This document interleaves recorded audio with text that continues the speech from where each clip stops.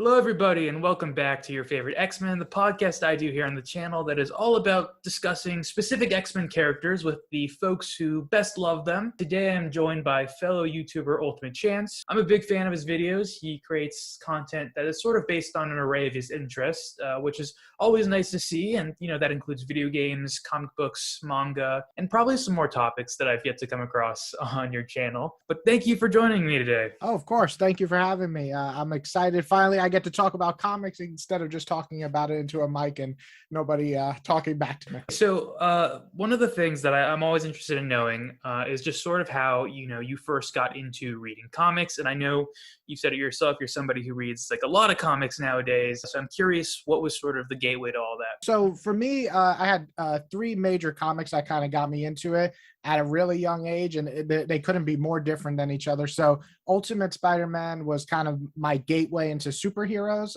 It was the first superhero comic I picked up, and right away I loved it so much that I just wanted to read everything Spider-Man. So after that, I got Amazing Spider-Man, all that. And then funny enough, the other comic that kind of got me into more mature comics was Why the Last Man. When I read it, I kind of saw comics in a different light, like, oh, they can be these serious drama stories with people actually dying and staying dead, unlike most superhero comics. And then the other big one would probably be The Walking Dead, which was kind of this black and white comic. And at the time I did read manga. So that was more like, oh, this is what I'm used to, is that black and white page. So three very different comics, but those are the ones that really pushed me into start reading comics big time. Yeah, you actually probably had a similar introduction to comics that I had because, well, my mom first bought me Marvel Zombies years ago, and that was sort of what got me into it at first. The way I got like really deeply into it was also through Ultimate Spider-Man. I think a lot of people found their way into comics more so through that Ultimate Spider-Man run because it was so darn good. I feel like too that run is, I'm not too sure your exact age, but I'm 32, and that was the comic to read around that generation for superheroes. Like that was the one that kind of sparked the interest again for Spider-Man. Yeah, I'm 24, so I read that when I was around 13 or 14, I think. So it's been a long time. I read it in omnibus format. That was the very first omnibus I ever got. Well, that's amazing too. That I love hearing that, because that means that it's almost timeless in a way, because you read it much later. And even if you didn't read it much later, that you still enjoy it now. I think that, and I'm rereading it now actually, just to kind of gear up to my Ultimate video for all the Ultimate Universe. And I still love it. I mean, there's some outdated things in there and the way some of the characters speak to each other, but overall, it's just so great. It really is one of those comics that just threw me into the world of superheroes, and I still hold it as one of the best, even though I've read thousands of others by now. Speaking of timeless, because I think Chris Claremont's 16-year run on the X-Men is pretty much timeless, because sometimes when I'm reading older comics, I'm like, oh, this all feels a little outdated. The dialogue is a little weird, or there's way too much dialogue, although I guess Chris Claremont is known for putting way too much dialogue in his books too, but I vibe with it at least. I feel like those X-Men books are timeless, and so you didn't mention the X-Men as one of those initial gateways in the comics, so I'm curious how you found your path towards the X-Men books. So for me, X-Men, funny enough, you mentioned Claremont. I have not read much of Claremont. I've read some here and there, because when I was a teenager, it's like that kind of, when you're a teenager, you want to read every single thing that everybody's talking about. But I actually got into X-Men around 13 as well, and that was with Ultimate X-Men. Now, some people don't really like Ultimate X-Men. I think it's an interesting comic, rereading the whole series last year. Definitely has its ups and downs, definitely some original, fresh ideas, especially for newcomers. But yeah, that's what got me into it. I also read Astonishing X-Men around that time and enjoyed it. But I think Ultimate X-Men was a lot more edgier, so I was more into it because I was 13 or 14. So that was my introduction. That, and believe it or not so much the original X-Men comic. The X-Men show, not the 90s show, but the X-Men Evolution show was really big for me growing up. That was kind of my cartoon on the weekend to watch. So that got me into X-Men as well. Gotcha. And I've never read the Ultimate X-Men run before. But yeah, I've heard mixed things about it, and there's an omnibus coming out, so I'm going to be reading it in the next year. I'm really excited for it, actually. I'm a little optimistic about it. Like, I don't think it's going to be at Ultimate Spider-Man levels, but I think it'll be fun to see like a different take on the X-Men. It's an interesting comic. I enjoyed it, but it has big issues. So then, of course, that leads us to the big question of who your favorite X-Men is. And I mean, everyone, if they read the title, so I assume they know already. But if you'd like to tell us who it is and why that character resonates with you a bit, that'd be great. Sure. So X-23, or Laura, she is actually introduced in X-Men Evolution, which is kind of a big thing for me because usually I'm not a big fan of like the cartoons introducing the characters. I'm still not a huge Harley Quinn fan, but Laura was different. She came on the scene. She had similar abilities to Wolverine. She had this badass design and she was different. But what really kind of got me into her were then the comics. And I'm not talking about XYZ or whatever the hell that was, but her real comics, her origins and Innocence Lost and so on. So for me, Laura was that character that really resonated with me because I was a teenager at the time. She was a teenager, and you know, as all teenagers, she really was kind of lost. She didn't really have family or parents. I mean, you can count Logan later. So I think it's easy to connect to her as a teenager. So that was why right away her design and what she's gone through, I automatically connected to her through that. Yeah, and I did actually want to ask, maybe you don't want me asking about this, but I wanted to ask about XYZ because, so one of your recommendations was X-23 Innocence Lost. Yes. And this was like her origin story. And it wasn't the origin story I thought I had heard bits about because I had heard the controversies of, I think, the XYZ story without fully knowing that much about it. And I have not read it to this day still. Could you sort of shed some light on what that situation is? Is it like something they created and then just retconned out of existence, something like that? Okay, so what it is it's not even really a X-23 story, which is weird because you kind of expect it with that weird title, but it's not. It's the first introduction of her into the mainline 616 universe. And that's, you know, I mean, characters start different and sometimes not as good. And listen, I have some respect for Joe. I think him creating Marvel Knights basically was his idea, and it's a great line, but he is not the greatest writer. And making Laura basically a 15-year-old or maybe 14 at the time prostitute wasn't the greatest idea. It doesn't help that the art is really sexualized. So she's a prostitute, but she is looking, listen, I'm all for sex workers. I understand you guys. If you're 18 or older, more power to you, but not when you're 14 and not forced into a situation. And also the client she hires basically beat her and like cut her and stuff because she can heal. So it's weird. It's a weird comic and it's not rated M. So, yeah, that's, yeah, it's because I had heard sort of like the child prostitute vibes thing. And I thought that because I had learned, I think I learned it from your video actually that you did on X-23. Yeah. That she was actually a cartoon character originally. That's where she was introduced in X-Men Evolution. So I was like, that's a really weird way to bring her into like the Marvel comic universe. They went from cartoon character to child prostitute. Like that doesn't really connect well. Yes. At all. It was really weird too, because one thing, and you'll notice this if you talk to other fans of her original work, is that in the Evolution, she came in and she was very much a darker tone character. I wouldn't say black, but definitely a darker tone character. And when she was introduced in the comics, very, very, very white.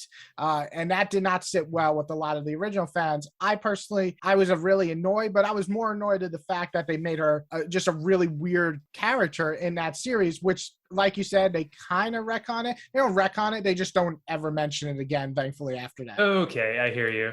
Which I guess is kind of nice as all these writers, sort of weave the tapestry of what Marvel is, that you can either patch over things or you can just entirely ignore things sometimes and things can still make sense with all the sliding time scales and whatnot.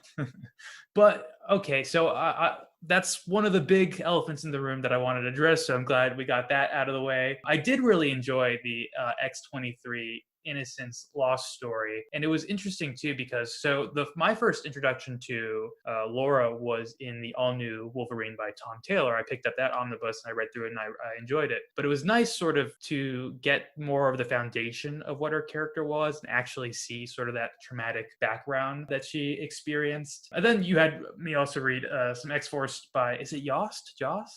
I'm pretty sure it's Jost. I could be wrong. Which is funny. I believe, and I could be wrong, Innocence Lost is written by his co-writer on X-Force. So I thought that was really cool that like they kind of were handling most of Laura's pretty much upbringing from X-Force and Innocence Lost and X-23 Target. Like they did all of that. So they really had a handle on the character at that point. Okay. And yeah, for me, it was interesting because I like I guess I reverse engineered it in a way where I got that all new Wolverine run first, which is way more of like a lighthearted run than you would imagine, I guess, when you like know the character's tragic background. And it's in that X-Force, it's also very like very dark, very gritty, a little edgy. So I'm curious if you have like a specific type of Laura Kinney story that you're more drawn to, like that more lighthearted fun version, or if you like sort of the more gritty, dark, like internalized trauma type and externalized trauma type Laura Kinney stories. So Laura is my favorite female character in all of Marvel and my favorite X-Men.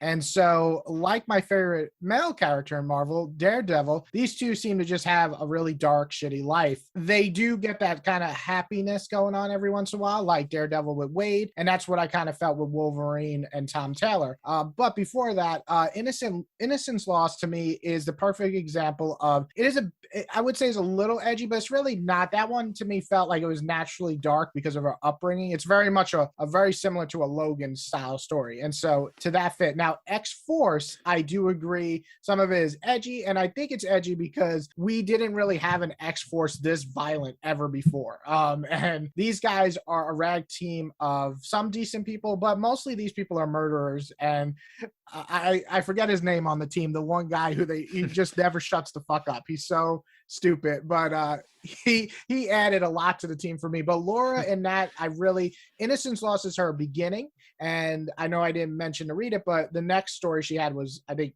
Target, which is kind of her dealing with living in the real world outside of being basically a slave and a prostitute and all that. And she kind of has almost forms a family with her sister. And then, of course, that all gets taken away because this is just her life. But then when she joins X-Force, I know in a weird way it sounds, but I feel like she almost found a family in a way, or at least a team that she can actually work with without feeling ashamed of what she is, which was a weapon at that point. In X-Force, I felt like she's still young, and Logan is trying to figure out how to almost mentor her. Like, should he take her under her wing? Should he even have her here with him on the X-Force? So I really enjoyed a lot of X-Force, and there's an arc in there that I feel like helped her grow when she had to kind of deal with being mind controlled again. And, it's a violation of someone, and it's a terrible thing what happens to her over and over again. And it's addressed again in Wolverine too, but I felt like this was the darkest storyline she's had to deal with since her origin. So I felt like these two kind of go hand in hand, Innocence Lost and her X-Force arc, basically. Yeah, and she's a character that I've been having fun sort of digging into too, because sometimes I refer to the X-Men as like the trauma Olympics, because just every character you sort of take a deeper dive into, you start being like, wow, they had a really traumatizing life. And that's kind of just the nature of comic books, I guess. Like, you put your characters through the ringer and don't really give them a break for happiness. Although sometimes I want that. Sometimes I'm like, oh, I just want them to like chill out and just have a good day. But yeah, I like this idea of like X-Men characters, going to hell, not literally, well, sometimes literally, Yeah.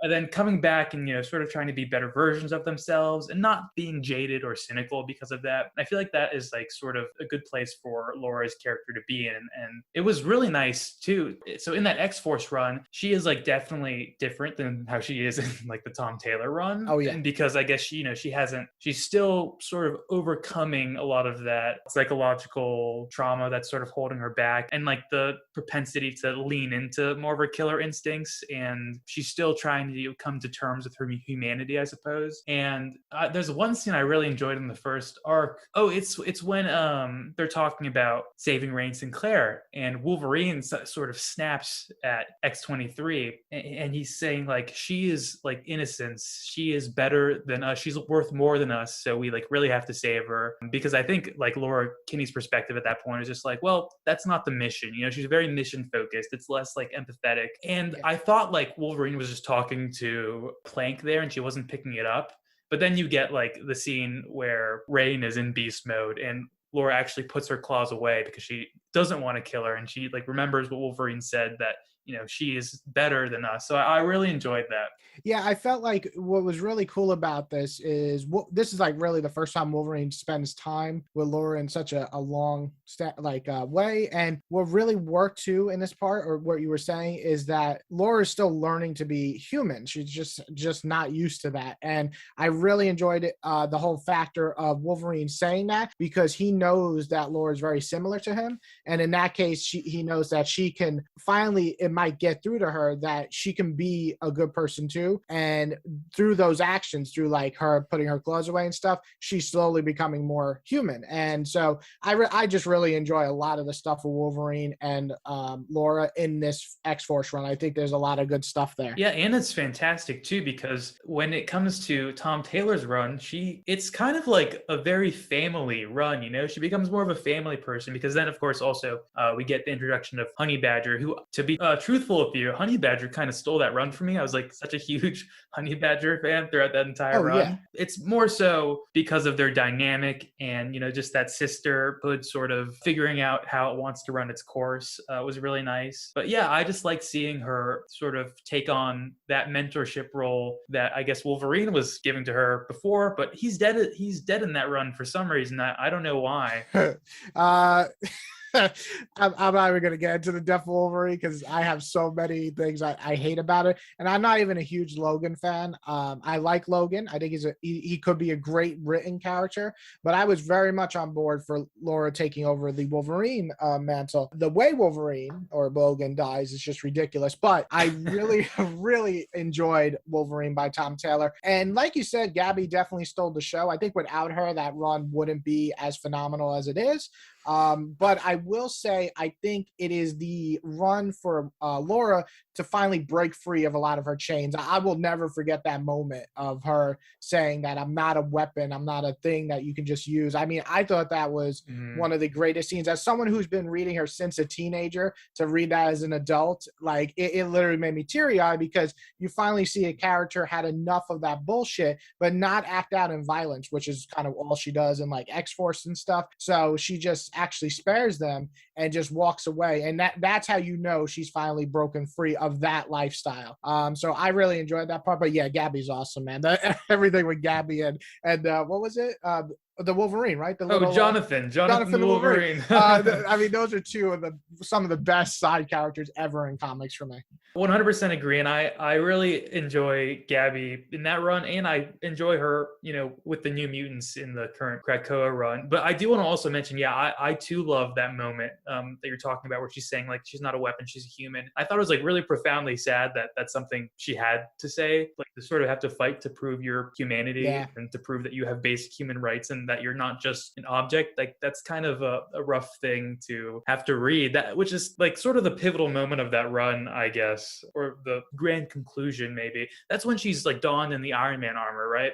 Yeah. And you know what's the thing with that is, like, I love that moment, I really do, and I like the rest of the run, but nothing came close to that moment for me after that. I do like the rest of the run, but I feel like that if it ended right there, I would have been perfectly fine with that run. But I still like the rest. It's just that moment just really hit me. And so did the first two arcs, which I know some Civil War interference, but I thought they did the Civil War interference actually good with Laura. But yeah, overall, I think Laura really gets to kind of, like you say, turn into a family character, more of a big sister. I don't know. I guess you have family because they have Jonathan there too, but it's definitely a different Laura, but it feels natural. It doesn't feel like just one day Laura is happy-go-lucky, let's go save the world. She's just like, I have a mission, I'm gonna save people and do it like Logan, but not as violent maybe. And I think it really worked out well for her. Yeah, and she also, I guess, in that run doesn't just have strictly familial relationships. She has her relationship with Angel in there too. I'm curious what your thoughts are on that one. If you're a fan of that, if you think maybe there's someone else she should be with, if you think maybe she should just focus on herself for a while, sort of where do you fall with that? So with Laura, it's kind of an interesting character. I mean, I don't mind the Angel stuff. My problem with Angel is that he's a fucking psycho. So I'm just joking. Angel just, every time I see Angel, I'm like, when are you going to go bad? Like, I never think this guy is good for anyone, but you know what? Laura sees the good in him. She gets to fly around with him. That's like one power she doesn't have. So I liked it, and it also was like a cute relationship. But I was just like, this is not going to last. Thankfully, it seems in the newer stuff, I guess Darwin is like all up in that shit now. So I guess that's great for her. I like Darwin, and I like his like, wow, this woman is the perfect thing. She's like, what are you looking at? And I'm just like, oh, this relationship's going to be great. So I think Laura for me is a little harder to judge for characters to be with someone, because Laura, like, I grew up with her. And now that she's an adult, like, I'm just like more like, I'm proud of you as a character. So yeah, it's hard for me to choose someone. But if I had to say so, I mean, I like the Darwin thing they got going. It seemed that, I guess, when they were stuck in that future timeline, they got together, I guess. Or I don't know. Hickman's kind of like, he says like maybe they were a threesome. I don't know, but they're saying the same thing with like Wolverine and Jean and Cyclops. So I don't know what's happening there, but I like her with anyone. Yeah, I think Laura can go with anyone. It's funny. I always thought like her and Hawkeye. I keep thinking Clint, but not Clint. The other Kate Bishop. Kate Bishop. Like, I felt like they would be good if they decide to want to make them like lesbian characters. Yeah, I don't know if I've ever does she interact with Kate Bishop in that Tom Taylor run? I don't know if I remember that. She doesn't. It's just my dream. You know? Oh, okay. You just think to... the characters could have a good dynamic together. Yeah, come on, Kelly Thompson. Come on, do it for me. But no, really, I do like both characters, and they're both strong female characters. So that's maybe why I see them like having a connection. Plus, like, I feel like everybody hits on Kate Bishop. That's a girl. So why not Laura? I actually haven't read too many Kate Bishop comics, but I need to. Good. Yeah, and you must be a proud Laura fan right now, because she's on the main X-Men team right now on Krakoa. At least I think she still is. She is, yeah. Yeah, and it's like we were talking about, those characters from these traumatic backgrounds always have that issue, and it's like a self issue in their head where they're always like, am I worthy of being an X-Men? And I know like Laura's had that at times, and now she is an X-Men, so good for her. Yeah, on the main X-Men team, which I think she was, I could be wrong, it's a long time since I read it, on when they brought out all new, all different X-Men with the younger team mixed with the older. I believe she was on that for a while with Angel, but she didn't feel like an X-Men, and now she feels like an X-Men. Definitely a prominent member of that very elite X-Men group that they have going on right now. Yeah, and I guess she was officially voted in too, so the other mutants of Krakoa see her worth and see her value and see the true heroism that lies at her core. Yeah, and what's awesome too is, we have the Tom Taylor run, so she's kind of more of a, definitely more self-confident now in her way. I think she still doubts her placement. Like, she's still worried people think of her as a weapon. But, I think her conversation, I've only read the first, I think, like 3 or 4 issues, and I enjoy it. Of course, Laura's on there, so I enjoy all the action scenes. Though I feel like if much of old school X-Men, but not in a super interesting way. Of course, that can change if I read the entire arc or the second arc going on now, or maybe the third arc at this point. But I am glad that she's on a team. I feel like it's been a long time since she was on a real prominent team. I think X-Force or New X-Men with the younger kids. That was like the last time she was on a team, like 10 years ago. Yeah, I was actually, my opinion on Krakoa Wolverines and Laura as Wolverine was that because they have their Wolverine ongoing series that's sort of based on Krakoa, although he goes off Krakoa fairly often in at least the issues that I read. Yeah. I was like, they should just give that book to Laura Kinney. It should just be another Wolverine solo series for Laura that takes place during Krakoa. But I guess she's on the X-Men now, which is like the A-listers, so she doesn't quite need that. But I just was like, I'm not enjoying this Wolverine run that much. I wish it was Laura instead. I mean, my big thing is, you know what? Marvel, listen to me. Like, you have a character, Logan. His name is so big. That was the movie, his most successful movie's name. Do we really need him to be Wolverine? Just have a Logan series and then have Wolverine as Laura. I feel like you can do a lot more new things with Laura than you could with Logan, because, I mean, Logan has been everywhere, and you basically are going to repeat the story plots. And that's what they're doing in the newest run. I don't think the new run is bad, but it started off great. And then I felt like I've read this before. I read 100 Omega fucking Red stories at this point. It's just the same stuff. Yeah, I also just really enjoy everything that is going on Krakoa right now. So that Wolverine story to me just sort of was falling flat. Like, it's like you said, it's not necessarily bad, but For me personally, I found it boring and just retreading older Wolverine issues. That Wolverine Logan is an interesting case because he's been around so long and he's so popular that so many writers have had their turn with him, that he's just got this extensive history, and a lot of the stories still focus on like the same core concept, which is fine, I guess, but it's like the like man versus beast side, like the samurai versus like berserker. And I feel like it'd be nice to get away from that a little bit or explore it in a different way. And I feel like it's like you said, there are a lot of fun options you could have just like with the solo Laura Wolverine series, especially during Krakoa, like such a time of like radical mutant stories. Yeah, and I mean, we had a title called The Wolverines or something like that, and it was terrible, but that was at a dark time. Now that we have kind of good mutant comics again, I can totally see that happening. And yeah, Logan to me is like a character I mentioned in my Green Lantern video, where Hal Jordan, I don't think he's a great character. I think that he just has a lot of great stories centered around him. And that's just kind of what Logan is. Like, I think Logan is lucky enough to have some of the biggest writers like Greg Rucka and so many others to write him for so long. Mm-hmm. And that's awesome. But I also think that, he's 35 years old now at this, or, in the comic world, or older than that. Like, we can move on. We could just name it Logan because he's big enough just to be Logan. I just don't understand that. It's not like, if they put out a book called Tony, people like Tony who? They might be like Tony Stark or Tony the Mailman, but Logan. Tony the Tiger. Tony the Tiger. Yeah. But, it's just like Logan is Logan. Nobody else in the world is called Logan in the Marvel universe other than Wolverine. So I don't know. That's just my rant. I got so mad when he came back as Wolverine for a while. No, and I mean, not to mention, that book is called Wolverine, but he doesn't currently have the Wolverine mantle, so it's really just like a marketing ploy to get people to purchase that book. Yeah. And then two, he's also in a bunch of other Krakoa books anyway. So many that are doing more interesting to me storylines. Where he's not, pivotal character, but he's a sort of a supporting character, or will pop up every once in a while. And like for now, I kind of dig him like that, I know there's an upcoming Wolverine series, like the Lives and Deaths of Wolverine, that I'm going to check out, and I hope that's good.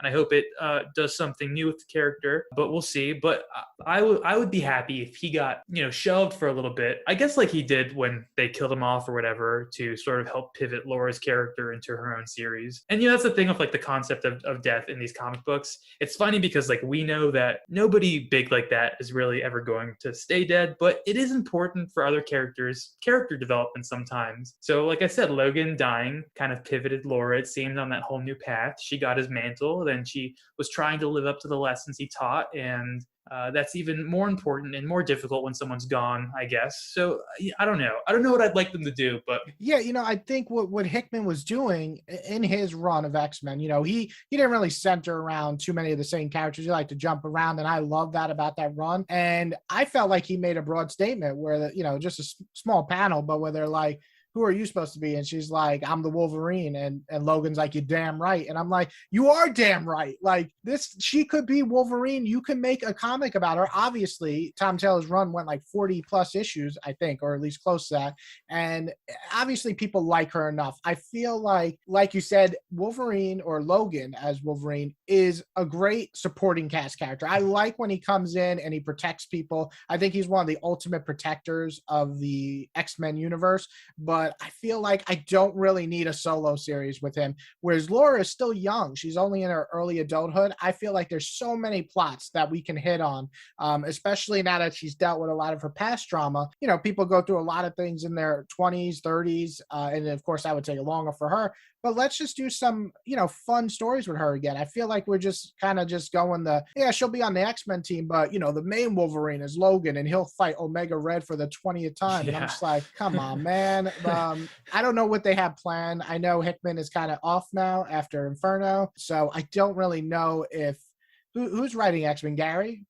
Yeah, it's Gary right now. Okay, so I like Gary. I think he's a solid writer, but I also feel like he is the type of writer that just kind of keeps everything the same. And I have a feeling this is what the X-Men run is going to be. It's going to be a very Saturday morning cartoon X-Men.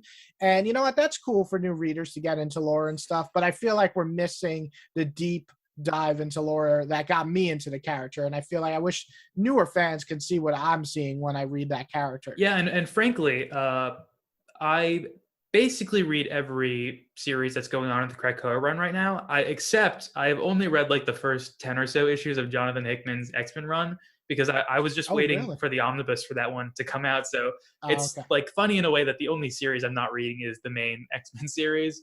But even having read those first 10 ones, obviously there's a lot of really good stuff in there and a lot of world building Mhm. stuff from Jonathan Hickman.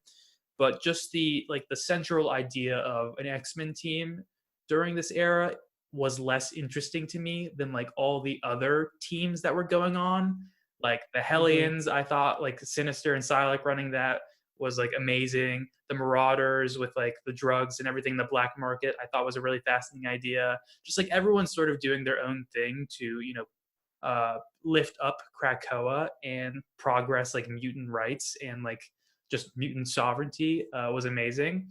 And so, I don't know exactly what the main idea of the X-Men in the Krakoa era is, but I almost like I would love it if Laura Kinney's Wolverine was on like the Marauders, for example. I would like to see her, do something because, like you said, now that she's got a lot of that trauma figured out and resolved for the most part, I'd like to see her like do something that is like really helping, advance like mutant progress, which I'm sure is kind of happening in the X-Men run that I haven't read. So maybe I would get my wish there, but I haven't read it yet, so that may be the case. Well, you know what it is? I feel like when Hickman pitched his X-Men, he probably was just like, so we're going to do a series and I want to call mutants. And we're just going to talk about all the great mutants of the generation. We're not going to introduce any new characters and we're really going to go deep dive. And they're like, okay, that's great, but we're going to call it X-Men. And he's like, all right, whatever, I'll compromise. And he really, you read the first 10, you could see how he kind of jumps around. Maybe like there's one story arc with 2 issues, but mostly we're just jumping around to like every single mutant character that's important. And I loved it. I absolutely love that idea. Now we're back to more traditional, and that's kind of my main problem. I actually love your idea. I would love to see Laura either join the Marauders or just do some crazy, like, I don't know, go on a road trip with a couple of mutants and like just try to free, or join an X-Force type group, but not X-Force. Instead, try to like stop sex trafficking, free slaves, things like that, because that's what she's been through, and do it in a way where she doesn't have to kill the captors, but put them in jail and stuff, and not be like her old self, but at the same time save people who have been through similar trauma. So something like that to me would just be so much more interesting than just joining the X-Men and, fighting some big Sentinels and, the Yeah, same stuff we kind of got. exactly. And that's sort of why I immediately, when I was reading Marauders, I sort of connected her and them because I don't know if you've read that series, but basically, like their main goal is to one, like facilitate drugs to these countries that haven't accepted Krakoa to as like their own individual nation, just so they can sort of have the moral high ground on not letting people die, not refusing people medicine that they need just because they're not accepted as a country. And then the other thing is that because one of the rules of Krakoa is that every mutant has their birthright to be a citizen of Krakoa. But in countries that, are a little more strict, a little more fascistic, Marauders come in and they sort of help get people out of there and bring them to Krakoa. And so it's like you said, that would be a great place for Laura to do some work. Yeah, I think like I've read the first about I don't know if I'm supposed to spoil what happens in like the first 6 issues of Marauders, but that's kind of where I stopped, is when a certain character something happens. But Oh, I do enjoy Marauders, and I think she'd be a good fit. I think they can even jump off into that, like her joining the Marauders, but then making her own team to go into darker places that she has no fear of going into, where the Marauders are trying to be kind of like that middle ground. yeah. So I would love to see another team, because I am really liking this era of X-Men, but not so much right now. It's not that I think it's bad. It's that now I feel like we're stagnant again. Like we finally got out of that X-Men, every title feels similar. Now I think there's still some good stuff going on, but I have lost interest in it. Like I was like you, I was reading every title when Hickman came on. Like every single title I had to read, Wolverine, Cable, Marauders, even Fallen Angels, and I read everything. And then, after the first wave, I read everything, and then Sword of X, and then came like kind of the disjoint, where when Hickman says he's hopping off, I'm like, oh man. And then I started seeing what's happening, and it feels like we're just making the same teams that were kind of in like the late, like the 2012s to 2000 18.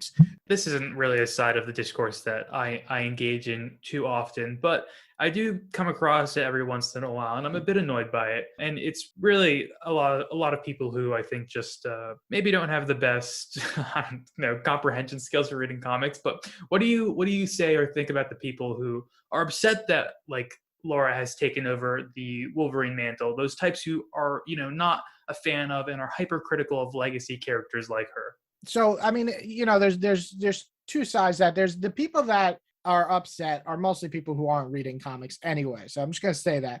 Then there's the people who are read comics that just want to be upset about everything. Those are the two people. Then there's just normal people who read comics. But with Laura becoming the Wolverine or a Wolverine, I think that the problem is for a lot of people is she's a female, and if we want to get into the fighting, blah blah blah. Listen, guys, I know full fucking well when Wally took over as Flash, you were like, oh, that's cool. And then you would say something stupid like, well, I mean, Wally was like, the Kid Flash and he was the blah, blah, blah. And Barry was his mentor. Hello? Who the fuck do you think Logan was to Laura? I mean, it's so ridiculous, and I just think it's there are characters where when they take over mantles, they seem like out of nowhere. And sometimes I love it. Like I love when Kyle became the Green Lantern. I thought that was a fresh new idea. A kid not destined, a kid not related to fucking some superhero. He's just a dude who's like, oh, wow, okay, I guess I'll save people. Love it. But sometimes I question things. Laura, out of all the characters to complain about, the character who basically is a mini Wolverine, and you're going to complain about that, is just, to me, insanity. And the only reason I can think of is that you either don't read the comics and you just want to complain, or you read the comics and you're complaining for the obviously sexist, stupid reason. That's the only reason I can I think what I come across every once in a while that is disheartening is that more like anti-woman misogynistic take on characters like this. And it is kind of like, I guess, an unfortunate necessity that it's like you said in the story, there's a point where like Logan had to be like, Laura, you are Wolverine. Yeah, hell yeah, you are Wolverine. And that happened with Jane Foster Thor as well too. That there had to be a page where Thor was like Thor is more than me. You are Thor. And it's just kind of sad that the writers have to make it abundantly clear. It's them probably getting annoyed at the discourse, honestly, and being like, I'm gonna make it like really on the nose in the book because some people just don't seem to get it. Yeah, and I understand even a little bit of Thor with the name. I also think it's an odd choice to name her Thor when Thor was actually his name, and then they're like, no, his name is this. I understand that part of it, and I can see some people legit just being annoyed at the name, but they have no problem with Jane being, a power with Thor. Mm-hmm. I personally think anyone who has a problem with Laura, I've never gotten a good reason. I've been into many arguments with people. I've asked, have you read comics? I had one idiot on my thing go, they changed Logan into a female. I'm like, oh shit.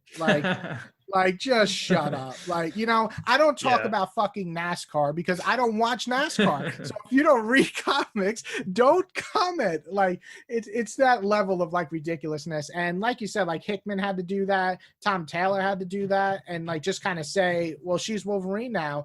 And it's amazing that they have to go to that lengths because DC did that so much with legacy characters in the 70s, 80s, and 90s. And I can't imagine the backlash was like that. I mean, I'm sure some people complain and the internet, gives the people who complain the voice, but it's not the same. Like people did not complain like they do now. And I we pretty much know the reason for most people is the upsetness, either when it's that or someone like Riri takes over or Miles. And, after they become a success, you kind of get less people complaining and they're like, well, I just don't like them. Oh, okay. But, most times when they start, they don't even read the comics, or they watch some YouTuber. I know we're all YouTubers, but they watch some YouTuber who says it's bad. And then they're like, yeah, that's bad. And I'm like, you sound just like that fucking idiot I watch. So are you like a fake account that you're just him?